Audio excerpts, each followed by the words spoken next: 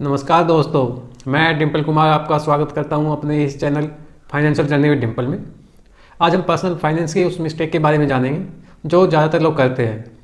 वह है अपने सारे पैसे या सेविंग अपने बैंक के सेविंग अकाउंट या फिर एफडी में रखना। दोस्तों, पर्सनल फाइनेंस एक ऐसा सब्जेक्ट है जिसके बारे में हमें बहुत ही कम नॉलेज होती है, लेकिन इसका सीधा संबंध हम सभी से होता है। पर्सनल फाइनेंस हमारी फाइनेंशियल प्लानिंग के लिए बहुत ही ज़रूरी है। पर्सनल फाइनेंस की एक मिस्टेक के कारण हमें काफ़ी फाइनेंशियल लॉस उठाना पड़ता है। दोस्तों, यहाँ पर मज़ेदार बात यह है कि हमें इस फाइनेंशियल लॉस का पता भी नहीं चलता। यह हम आगे विस्तार से जानेंगे। दोस्तों, ज़्यादातर लोग अपना पैसा बैंक के सेविंग अकाउंट में रखते हैं, या फिर थोड़े और ज़्यादा समझदार लोग होते हैं वो इन पैसों को बैंक के सेविंग अकाउंट में ना रखकर एफडी में रखते हैं। दोस्तों, सेविंग अकाउंट से अच्छा है कि आप अपना इन पैसे को एफडी कराकर अकाउंट में रखें, क्योंकि यहाँ पर आपको सेविंग अकाउंट से डबल इंटरेस्ट मिलता है। लेकिन दोस्तों, आपको अपने सारे पैसे बैंक के सेविंग अकाउंट में या फिर एफडी में रखना आपकी एक सबसे बड़ी फाइनेंशियल मिस्टेक है। आपको कभी भी अपना सारा पैसा बैंक के सेविंग अकाउंट में या फिर एफडी में नहीं रखना चाहिए। अब दोस्तों, जानते हैं कि हमें फिर कितना पैसा बैंक के सेविंग अकाउंट या फिर एफडी में रखना चाहिए। दोस्तों, जितना भी आपको इमरजेंसी फंड रिक्वायर होता है, आपको बस उतना ही पैसा अपने बैंक के सेविंग अकाउंट में या फिर एफडी अकाउंट में रखना चाहिए। दोस्तों, आप इस इमरजेंसी फंड में अपने मासिक खर्चों का कम से कम 3 से 6 गुना या फिर ज़्यादा से ज़्यादा 6 से 12 गुना पैसे रखने चाहिए। लेकिन दोस्तों, इससे ज़्यादा आपको इस इमरजेंसी फंड में पैसे नहीं रखने चाहिए। दोस्तों, आपको अपने इस इमरजेंसी फंड से ज़्यादा पैसे अपने बैंक के सेविंग अकाउंट में या फिर एफडी अकाउंट में नहीं रखने चाहिए। इससे ज़्यादा पैसे आपको एक अच्छी जगह इन्वेस्ट करना चाहिए।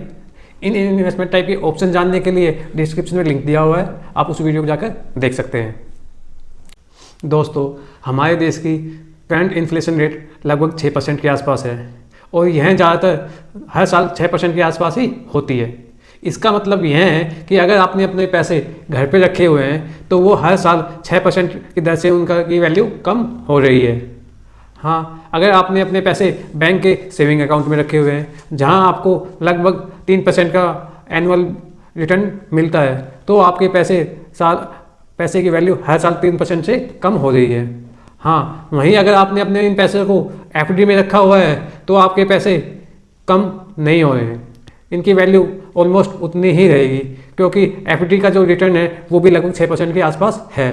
दोस्तों, यहाँ पे ध्यान देने वाली बात यह है कि अगर आपके ये पैसे कम नहीं हो रहे तो ये पैसे आपके ज़्यादा भी नहीं हो पा रहे।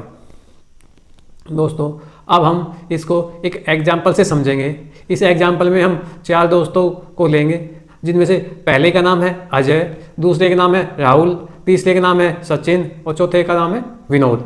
हम इन चारों दोस्तों के बारे में हम आगे जानेंगे।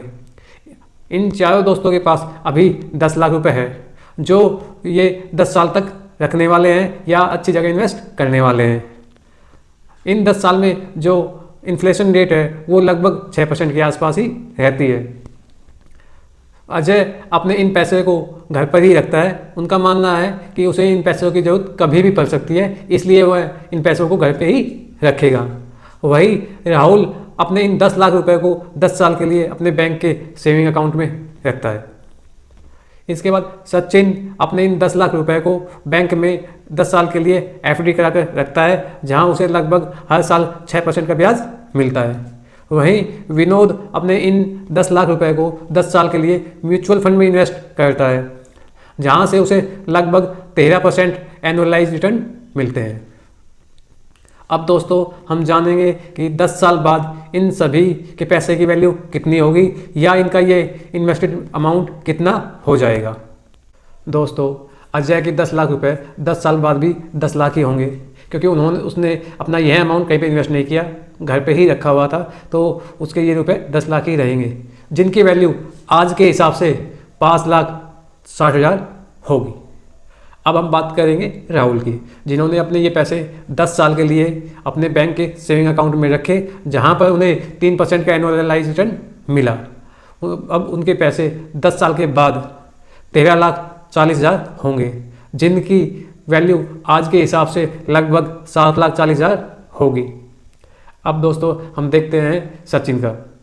सचिन के ये 10 लाख रुपए 10 साल बाद जो उन्होंने अपने एफडी अकाउंट में इन्वेस्ट किए थे, जिन पर उन्हें लगभग हर साल 6% के हिसाब से एनुअलाइज रिटर्न मिले हैं, उसके अकॉर्डिंग उसके ये पैसे 10 साल बाद 17,90,000 होंगे, जिनकी वैल्यू आज के हिसाब से 10 लाख ही होगी, क्योंकि उन्हें जो एफडी पर ब्याज मिला वो भी 6% है और अभी जो महंगाई दर है वो भी 6% है, इसलिए उनके 10 लाख की वैल्यू आज के हिसाब से भी 10 लाख ही होगी।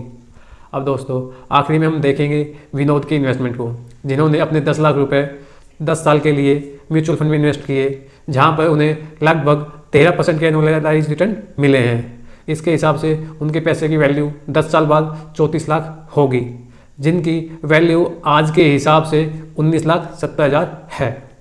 दोस्तों अब आप देख सकते हैं कि एक फाइनेंशियल मिस्टेक के कारण या फिर फाइनेंशियल नॉलेज की ना होने के कारण उनके जो रिटर्न मिले हैं उनमें कितना बड़ा डिफरेंस है। जहां पर अजय को 10 साल बाद भी कोई भी ब्याज नहीं मिला, क्योंकि उन्होंने अपने पैसे घर पर ही रखे हुए थे।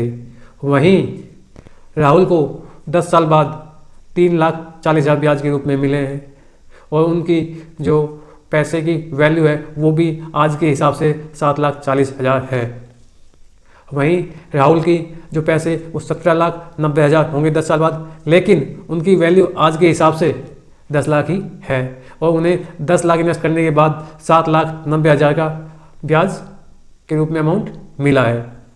वहीं दोस्तों आप विनोद को देख सकते हैं, जिन्होंने 10 लाख रुपए इन्वेस्ट किए, लेकिन 10 साल बाद उनको 34 लाख रुपए मिले हैं, जिनकी वैल्यू आज के हिसाब से 19,70,000 रुपये हैं और उन्हें अपने इन 10 लाख को इन्वेस्ट कर उन्होंने 24 लाख का प्रॉफिट गेन किया है। दोस्तों अब आप साफ साफ देख सकते हैं, जहां अजय को 10 साल में कोई भी प्रॉफिट नहीं हुआ, वहीं राहुल को 3,40,000 रुपये का प्रॉफिट हुआ, सचिन को 7,90,000 रुपये का प्रॉफिट हुआ और विनोद को 24 लाख रुपये का प्रॉफिट हुआ। दोस्तों अब आप यह देख सकते हो कि फाइनेंशियल नॉलेज होने के कारण आप कितने एक्स्ट्रा रिटर्न जनरेट कर सकते हैं।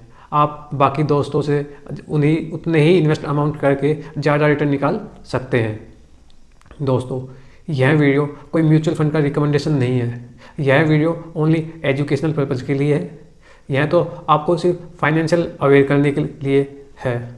आप कोई भी इन्वेस्टमेंट करने से पहले अपने फाइनेंशियल एडवाइज़र या फिर खुद प्रॉपर रिसर्च करने के बाद ही इन्वेस्ट करें। आप अपना इन्वेस्टमेंट करने से पहले उसकी प्रॉपर बेनिफिट, लिमिटेशन या उस पर रिसर्च करने के बाद ही इन्वेस्ट करें। दोस्तों इसके अलावा भी और काफ़ी फाइनेंशियल मिस्टेक होती है, जैसे फाइनेंशियल प्लानिंग का ना करना या सेविंग का ना करना, जल्दबाजी में डिसीजन लेना, इंश्योरेंस का ना लेना, इन्वेस्ट ना करना या क्रेडिट कार्ड का गलत यूज़ करना या फिर जल्दबाजी में कोई भी लोन लेना। इस टाइप की और भी काफ़ी फाइनेंशियल मिस्टेक होती है। लेकिन दोस्तों इन सभी मिस्टेक का सिर्फ एक ही रीज़न है, वो है आपको फाइनेंशियल नॉलेज ना होना। आप अपने इस फाइनेंशियल नॉलेज को बूस्ट करने के लिए इस channel financial journey with Dimple को सब्सक्राइब करें, वह इस वीडियो को लाइक व अपने दोस्तों के साथ और अपने फैमिली मेम्बर के साथ शेयर करें, ताकि उनकी भी फाइनेंशियल नॉलेज बूस्ट हो सके। दोस्तों अगर आपको कोई भी डाउट या सजेशन या फिर आप नेक्स्ट वीडियो किस फाइनेंशियल मिस्टेक पर चाहते हैं, इसके लिए कमेंट्स करें। इसी के साथ दोस्तों इस वीडियो का एंड करते हैं। जल्द ही एक नई वीडियो के साथ मिलेंगे। जय हिंद दोस्तों।